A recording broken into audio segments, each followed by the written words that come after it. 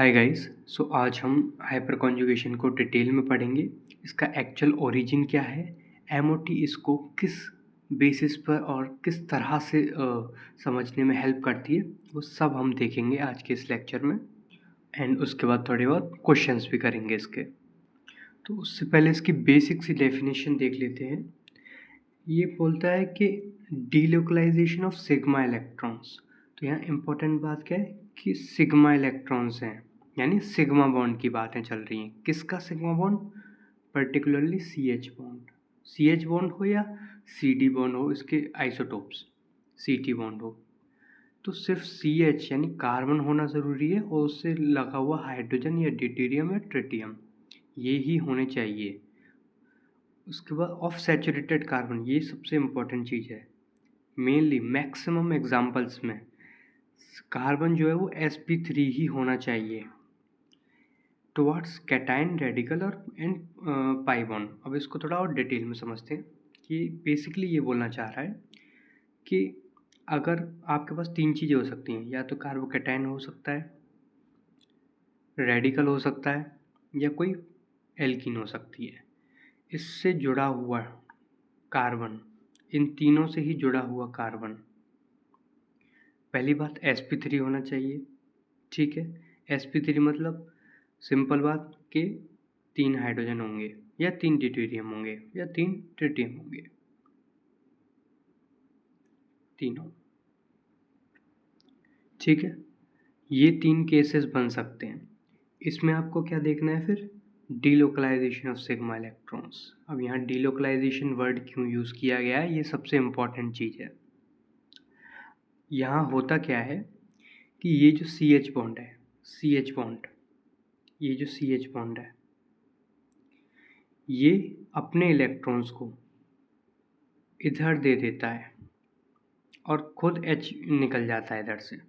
तो इसकी जो रेजोनेटिंग स्ट्रक्चर बनेगी वो किस तरह बनेगी?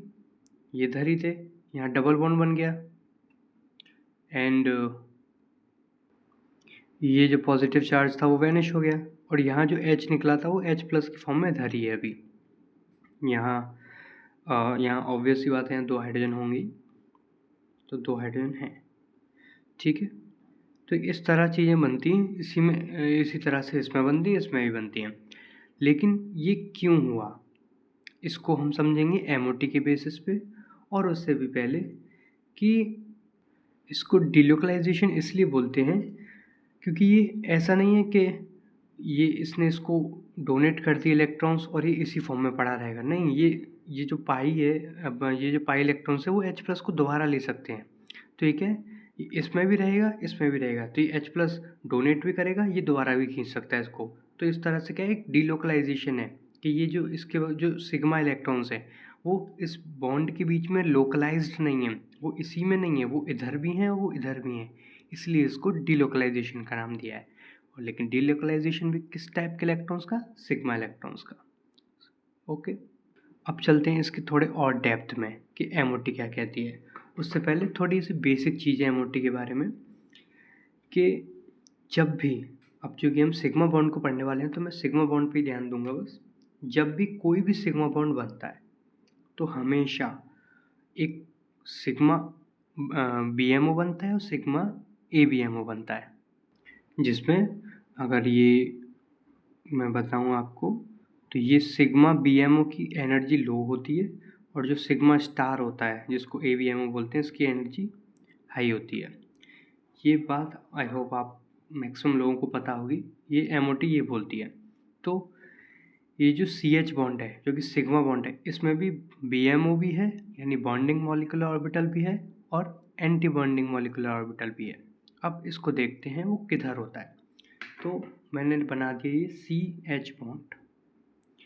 जो BMO होता है वो इन जो एटम्स हैं इनके बीच में होता है, यानी ये कौन सा ऑर्बिटल है? BMO, bonding molecular orbital.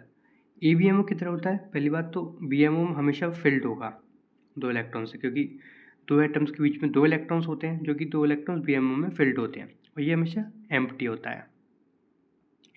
है, और हायर इन एनर्जी होता है। इसको लूमो भी बोलते हैं और इसको होमो बोलते हैं। तो ABMO किधर होता है? ABMO जस्ट इनके अपोजिट होता है, यानी ये जो ऑर्बिटल्स हैं ये सिग्मा हो गया और ये दोनों क्या हो गए? Sigma star. ये कार्बन का सिग्मा स्टार, ये हाइड्रोजन का सिग्मा स्टार। अब मैं इस वाले एग्जांपल को अगर दोबारा इसी बेसिस पर बनाऊं तो ये कुछ इस तरह है कि कार्बन है, 3 हाइड्रोजन लगे हुए हैं और इससे जुड़ा एक कार्बन है, ठीक है। ये जो है इसको मैंने बोला कि ये BMO होगा, यानी ये जो है ये BMO है, ये फील्ड है तो सिग्मा है, ठीक है, सिग्मा BMO। अब इसके नेक्स्ट कार्बन पे, जस्ट नेक्स्ट कार्बन पे, इसको हम अल्फा कार्बन भी बोलते हैं, इस पे क्या है? एक वैकेंट ऑर्बिटल होनी चाहिए।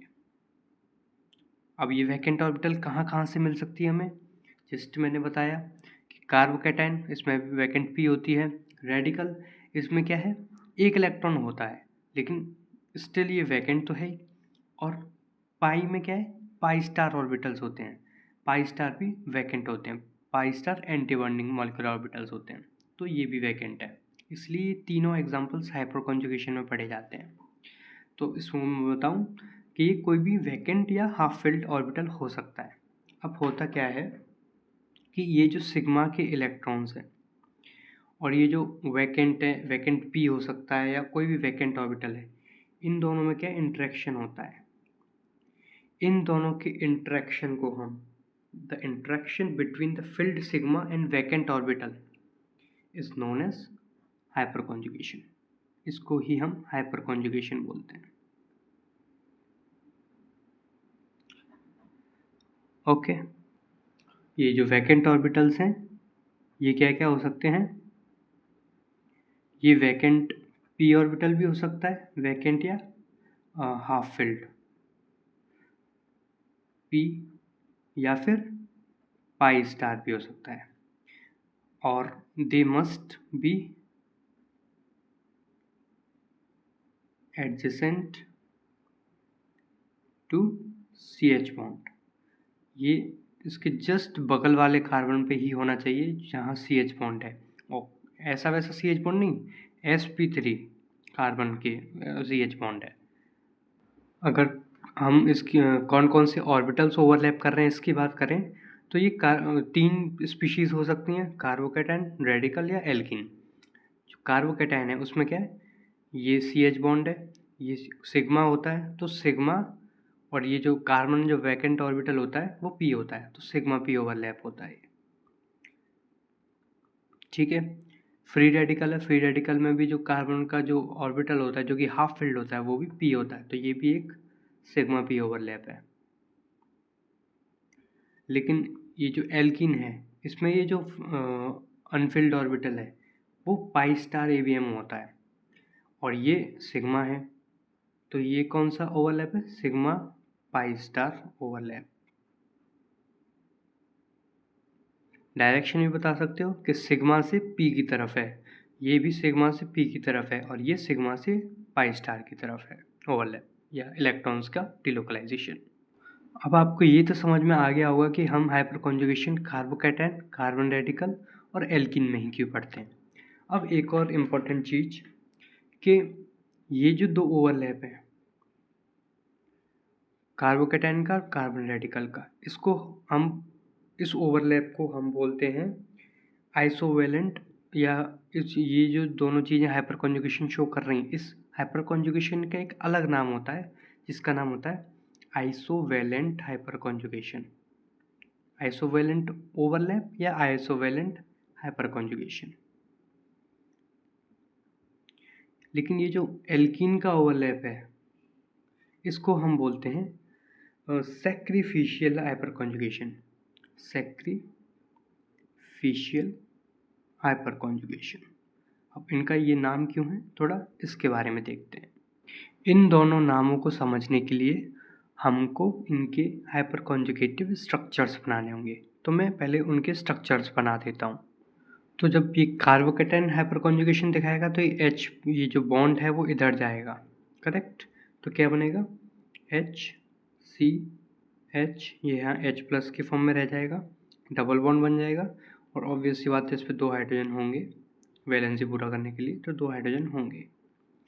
इसमें देखें तो ये भी कुछ कार्बोकेटाइन की तरह ही जाएगा, पर ये चूँकि रेडिकल है तो होमोलिटिक फिजन होगा इसका, ठीक है। और फिर ये रेडिकल रेडिकल बन के डबल बॉन्ड बना लेंगे। तो ये किस तरह बनेगा, यहाँ H रेडिकल रह जाएगा, कार्बन डबल बॉन्ड कार्बन बन जाएगा, यहाँ 2 हाइड्रोजन होंगी पहले से, यहाँ भी 2 हाइड्रोजन होंगे और 2 हाइड्रोजन इस पे हैं। ये इसका हाइपर कॉन्जुगेटिव बन गया रेडिकल का। अब इसका बनाते हैं। जब ये इधर जाएगा तो क्या होगा, ये एल्किन का पाई जो बॉन्ड है वो आगे वाले कार्बन पे शिफ्ट हो जाएगा। तो ये इसका किस तरह बनेगा, 2 हाइड्रोजन इधर भी हैं, ये H+ की फॉर्म में इधर ही है, यहाँ डबल बॉन्ड बन गया कार्बन, और यहाँ क्या ये नेगेटिव चार्ज आ गया, इसके ऊपर भी 2 हाइड्रोजन होंगे।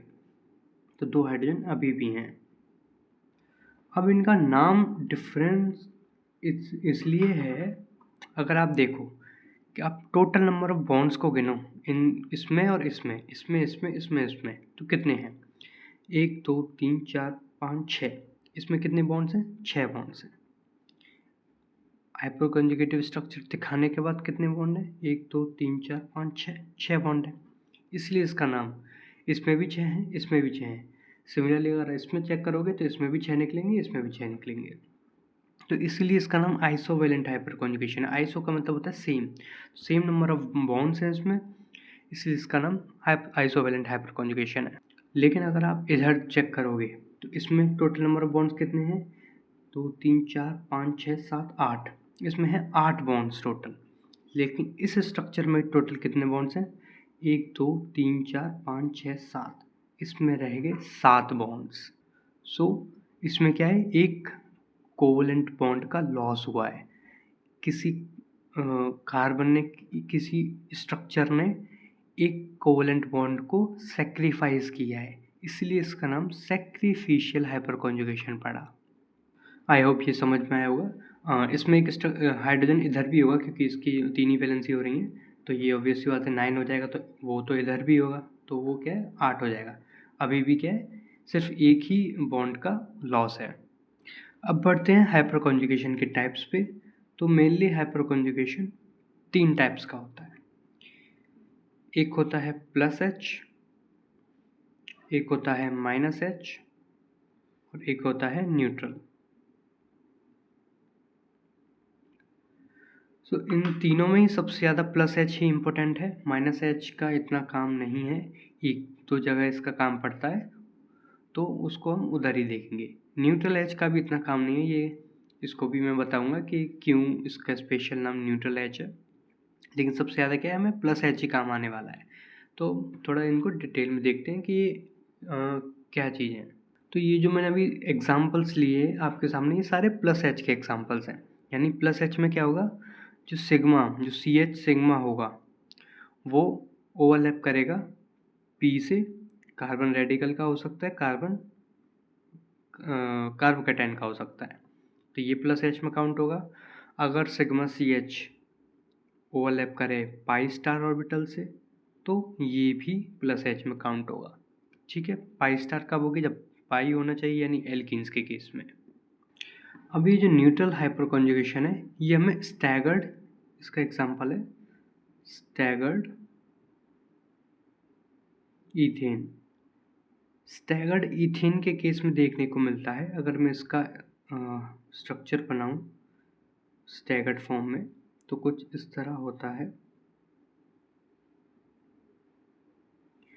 तो इसमें क्या होता है कि ये जो CH बॉन्ड है, इसका जो एंटी बॉन्डिंग ऑर्बिटल है वो क्या है, इधर होगा, इसके अपोजिट। अभी मैंने पीछे बताया कि ये अगर BMO है तो ये ABMO इधर भी हो सकता है, इधर भी हो सकता है, ठीक है। ये BMO है, तो क्या होता है, ये जो CH बॉन्ड का BMO है, इस एंटी बॉन्डिंग में क्या अपने इलेक्ट्रॉन्स को ट्रांसफ़र करता है, इसको वो इस ऑर्बिटल के साथ ओवरलैप करता है, तो क्या होता है, यहाँ डबल बॉन्ड बन जाएगा।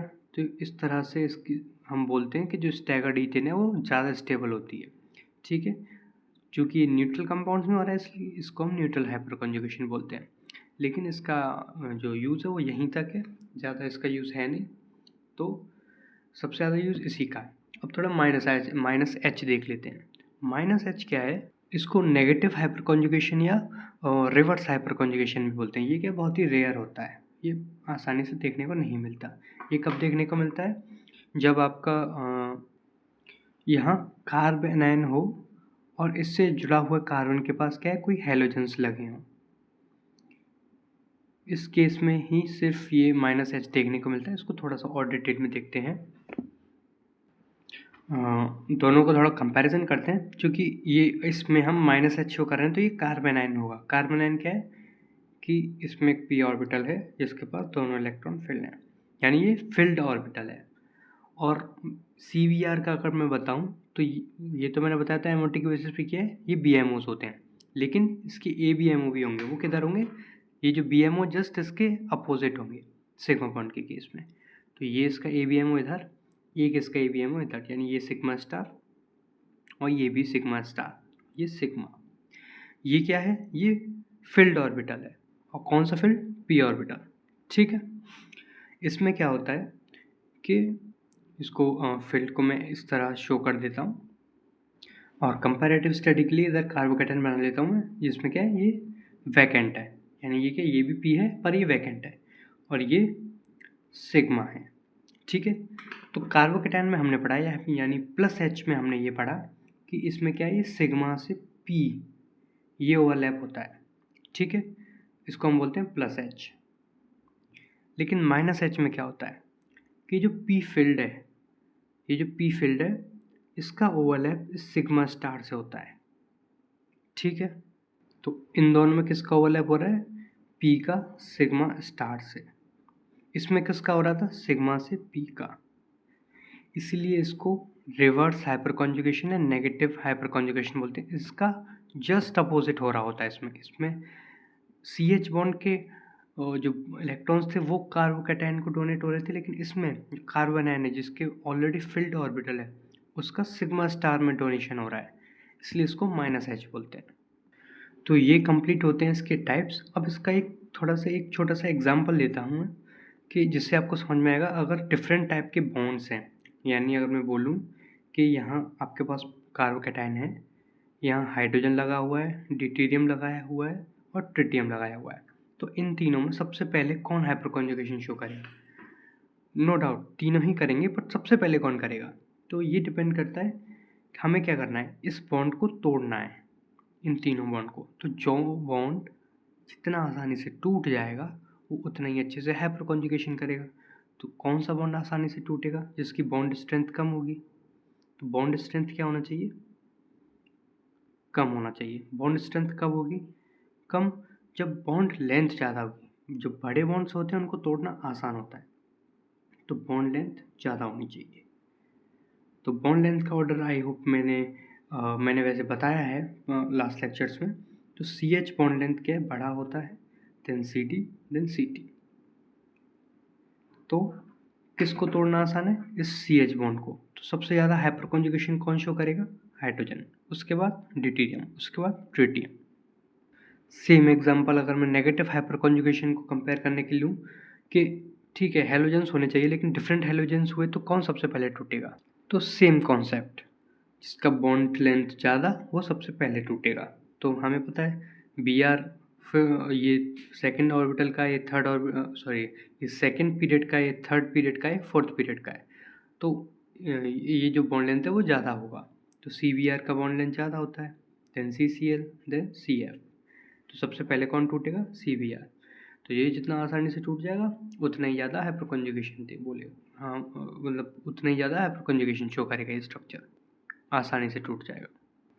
अब इसके क्वेश्चंस लगाएंगे। इसके क्वेश्चंस लगाने से पहले जो सबसे इम्पोर्टेंट चीज़ थी इसमें वो ये है कि जितने ज़्यादा हाइपर कॉन्जुगेटिव स्ट्रक्चर्स होंगे, मोर हाइपर कॉन्जुगेटिव स्ट्रक्चर्स, उतनी ही ज़्यादा स्टेबिलिटी आएगी, मोर स्टेबिलिटी। आई होप ये बात भी आपको क्लियर होगी क्यों ज़्यादा स्टेबिलिटी आएगी, क्योंकि वो कार्बन का जो पॉजिटिव चार्ज है उसको उसकी इलेक्ट्रॉन डेफिशिएंसी को कम करने में हेल्प कर रहा है। तो जितना ज़्यादा वो हाइपर कॉन्जुगेशन दिखाएगा उतनी ही उसकी कार्बन की डेफिशिएंसी कम हो जाएगी। तो तो उतना ही वो स्टेबल हो जाएगा कंपाउंड। इसलिए जितने ज़्यादा हाइपर कॉन्जुगेटिव स्ट्रक्चर उतनी ही ज़्यादा स्टेबिलिटी। और हाइपर कॉन्जुगेटिव स्ट्रक्चर्स को कैसे देखना है हमें कि हम मेनली प्लस एच इफेक्ट पढ़ने वाले हैं। तो जो भी कार्बोकैटायन या कार्बन फ्री रेडिकल या एल्कीन है उससे जुड़ा हुआ कार्बन को हम अल्फ़ा बोलेंगे। इस अल्फ़ा कार्बन के जो हाइड्रोजन्स हैं उसको हम अल्फ़ा हाइड्रोजन्स बोलेंगे। तो जितने ज़्यादा अल्फ़ा हाइड्रोजन्स होंगे उतनी ही ज़्यादा का हाइपर कॉन्जुगेटिव स्ट्रक्चर्स होंगे, उतनी ही ज़्यादा स्टेबिलिटी आएगी। तो हम ये भी लिख सकते हैं कि alpha hydrogens is directly proportional to stability. तो बहुत ही आसान काम हो गया है। अब हमको बस अल्फ़ा हाइड्रोजन्स देखने हैं और स्टेबिलिटी डिसाइड करनी है। तो कुछ क्वेश्चंस के थ्रू हम इसको करने की कोशिश करते हैं। तो आप इन चारों को देख के बताइए कि कौन हाइपर कॉन्जुगेशन शो कर सकता है। आई होप आपने सोच लिया होगा। तो इसका आंसर है डी। ये तीनों क्यों नहीं है? तो सबसे पहली चीज़ मैंने बोला था कि जो अल्फ़ा कार्बन है वो sp3 होना चाहिए, यानी ये कार्बोकैटायन ये रहा, तो इसके जो अल्फ़ा है ये sp3 होना चाहिए, लेकिन ये तो sp2 है, तो ये शो नहीं कर सकता। ये जो अल्फ़ा कार्बन है, सॉरी, ये जो अल्फ़ा पोजीशन पर कार्बन हाइड्रोजन बॉन्ड होना चाहिए, NH बॉन्ड नहीं होना चाहिए। और इधर तो ये नहीं हो सकता, OH बॉन्ड भी नहीं होना चाहिए, सिर्फ CH बॉन्ड होना चाहिए। अब इसमें CH बॉन्ड है, अल्फ़ा हाइड्रोजन में, तो 3 अल्फ़ा हाइड्रोजन है इसमें, तो ये शो करेगा। अब CH बॉन्ड ही क्यों होना चाहिए, NH बॉन्ड क्यों नहीं? क्योंकि इनके पास ऑलरेडी लोन पेयर्स प्रेजेंट हैं। तो ये NH बॉन्ड को तोड़ के क्या कर लेगा? NH बॉन्ड को तोड़ने में बहुत ज़्यादा एनर्जी रिक्वायर्ड होगी, इस OH बॉन्ड को तोड़ने में एनर्जी रिक्वायर्ड होगी। अब चूँकि इनके पास लोन पेयर्स हैं तो ये डायरेक्ट लोन पेयर इसको डोनेट कर देंगे, जिसको हम बैक बॉन्ड देंगे आप प्लस एम, यानी मेसोमेरिक इफेक्ट भी बोलते हैं। तो इसमें मेसोमेरिक इफेक्ट में पढ़ेंगे कि ये क्या, मेसोमेरिक इफेक्ट बोलते हैं इसको। तो ये हाइपर कॉन्जुगेशन नहीं है, हाइपर कॉन्जुगेशन सिर्फ CH बॉन्ड को तोड़ना ही होता है। ठीक है, आई होप ये क्वेश्चन समझ में आया होगा। एक ब्रीफ कंपैरिजन और मैं आपको बताऊं तो CT3, CD3 और CH3, अगर ये 3 टाइप के ग्रुप हैं तो प्लस H का ऑर्डर मैंने जस्ट आपको बताया क्या होगा कि चूँकि हाइड्रोजन बॉन्ड लेंथ ज़्यादा है तो ये आसानी से टूट जाएगा, तो CH3 का प्लस H ज़्यादा होगा CD3 से देन CT3 से। लेकिन अगर मैं यहीं इंडक्टिव का और कंपैरिजन करूं प्लस I का ऑर्डर इन तीनों में CT3, CD3 और CH3, तो इंडक्टिव जो होता है वो क्या, डिस्टेंस डिपेंडेंट होता है। तो सबसे शॉर्ट जो बॉन्ड है वो CT का होता है, तो यहाँ इंडक्टिव सबसे ज़्यादा लगता है, तो जस्ट अपोजिट ऑर्डर होता है। ये बात बहुत इंपॉर्टेंट है, इसको याद रखना, ठीक है। क्योंकि कार्बोकैटायन की स्टेबिलिटी को हम दोनों ही इफेक्ट से कंपेयर करते हैं, तो हम ये जानना हमारे लिए बहुत ज़रूरी है। और एक और चीज़, जब भी अब दोनों, अगर किसी कार्बोकैटायन में दोनों ही प्लस H प्लस I लग रहे होंगे तो वो ऑब्वियस सी बात है उसकी स्टेबिलिटी ज़्यादा होगी। लेकिन अगर किसी में प्लस H लग रहा है, किसी में माइनस I लग रहा है, तो हम किसको डोमिनेट करेंगे, हाइपर कॉन्जुगेशन को। याद रखना, हाइपर कॉन्जुगेशन एक बड़ा इफेक्ट है देन इंडक्टिव, ठीक है। तो सबसे पहले हमें हाइपर कॉन्जुगेशन चेक करना है। हाइपर कॉन्जुगेटिव स्ट्रक्चर्स अगर सेम निकलते हैं तब हम इंडक्टिव की तरफ जाएंगे। इसको कुछ क्वेश्चंस लेके मैं क्लियर करता हूँ। इस क्वेश्चन में आप कार्बोकैटायन की स्टेबिलिटी का ऑर्डर बताइए क्या होगा। तो मैंने बोला जैसे कि हाइपर कॉन्जुगेशन सबसे पहले देखेंगे तो प्लस H के हिसाब से। अब चूंकि कार्बोकैटायन है तो इलेक्ट्रॉन डोनेटिंग ग्रुप्स ही देखने होते हैं हमें, ये मैंने पिछले लेक्चर में बताया था।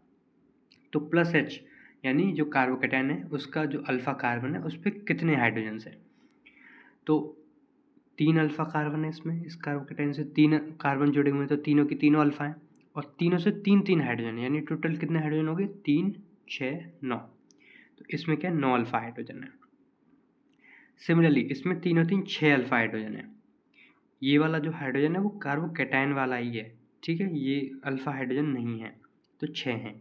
इसमें सिर्फ 3 अल्फ़ा हाइड्रोजन है और इसमें 0 अल्फ़ा हाइड्रोजन है। तो प्लस H के अकॉर्डिंग क्या ऑर्डर आना चाहिए, जितने ज़्यादा अल्फ़ा हाइड्रोजन उतनी ज़्यादा स्टेबिलिटी। तो अगर मैं इसको नेम दूँ ABCD, तो सबसे ज़्यादा स्टेबिलिटी A की, देन B की, देन C की, देन D की। अब चूँकि डोमिनेट यही करेगा, लेकिन एक बार प्लस I इफेक्ट का ऑर्डर भी देख लेते हैं क्या आएगा। तो प्लस I इफेक्ट में क्या देखते हैं हम कि कौन कितना ज़्यादा इलेक्ट्रॉन डोनेटिंग है। तो CH3 plus I effect show करता है, वी नो। तो इसमें 3 है, तो 3 प्लस I है, इसमें 2 प्लस I है, इसमें 1 प्लस I है, इसमें 1 भी प्लस I नहीं है। इसका मतलब प्लस आई के अकॉर्डिंग भी सेम ही ऑर्डर आना है। तो जब दोनों के अकॉर्डिंग सेम ऑर्डर आ रहा है तो ऑर्डर वही है। लेकिन अगर ऐसा क्वेश्चन आ जाए कि इसके अकॉर्डिंग कुछ और आ रहा है, इसके अकॉर्डिंग कुछ और आ रहा है, तब कैसे डील करेंगे वो देखते हैं। आप इस क्वेश्चन को करने का ट्राई कीजिए। तो पहले हम प्लस एच लगा के देखते हैं इसमें कि प्लस एच के अकॉर्डिंग क्या आंसर आ रहा है। प्लस एच कहता है अल्फ़ा हाइड्रोजन्स को काउंट कीजिए। तो इसमें अल्फ़ा हाइड्रोजन्स, क्योंकि ये वाला जो कार्बन है वो कार्बोकेटायन है, तो इसके अल्फ़ा हाइड्रोजन अल्फ़ा कार्बन कौन कौन से हैं? एक ये भी अल्फ़ा है और ये भी अल्फ़ा है, तो 2 अल्फ़ा कार्बन है। 2 अल्फ़ा कार्बन इस पे, क्योंकि इस कार्बन के 3 बॉन्ड बने हुए हैं तो चौथा बॉन्ड ऑब्वियसली हाइड्रोजन होगा। तो एक हाइड्रोजन इधर और 2 हाइड्रोजन इधर, यानी 3 अल्फ़ा हाइड्रोजन है इसमें। इसमें 2 इधर 2 इधर, 4 अल्फ़ा हाइड्रोजन। इसमें 3 इस CH3 के, 2 इसके और 2 इसके, तो 7 अल्फ़ा हाइड्रोजन। तो प्लस एच के अकॉर्डिंग सबसे ज़्यादा C, then B, then A। अब प्लस आई को देखते हैं कि प्लस आई क्या बोलता है। प्लस आई, अब चूँकि प्लस आई इफेक्ट का हम देख रहे हैं तो क्या है, इसमें हम DBN रूल फॉलो करते हैं, मैंने आपको बताया था स्टार्टिंग लेक्चर्स में। तो सबसे पहले डिस्टेंस, तो इसमें और इसमें और इसमें तीनों में क्या है, हमें सबसे पहले ब्रांचिंग की डिस्टेंस देखनी है। तो इस कार्बन से 2 कार्बन अटैच्ड हैं, इस कार्बन से 3 कार्बन अटैच्ड हैं और इस कार्बन से 2 कार्बन है। तो ऑब्वियसली बात है कि जो C वाला है वो सबसे ज़्यादा सबसे ज़्यादा स्टेबिलिटी शो करेगा, सबसे ज़्यादा प्लस आई इसका ही होगा, C का। सबसे आगे C आना चाहिए।